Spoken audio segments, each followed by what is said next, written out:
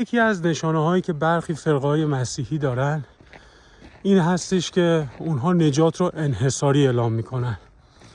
با توجه به تجربه‌ای که من در طی 18 سال در فرقه پیغام زمان آخر که پیرو ویلیام ماریون برانهام به عنوان نبی اصل بود دارم چنین چیزی رو دیدم.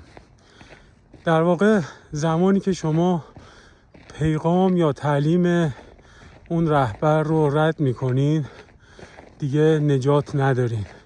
زمانی که گفته میشه اگر این پیغام رو رد کنید مهر وحش رو دریافت میکنید، سرنوشتی جز داوری ندارین و به هلاکت خواهید رسید، در واقع جایی هستش که میبینیم تعلیم یک انسان یا پیغام یک انسان داره بالاتر از انجیل قرار میگیره و دیگه اون ایمان مسیحی نیست، بلکه یک کنترل فرقه‌ای هستش که در مدل بایت از استیون هستن اومدیم در یک ویدیویی اون رو بررسی کردیم که از طریق کنترل احساسات میان اعضا رو تحت کنترل میگیرن.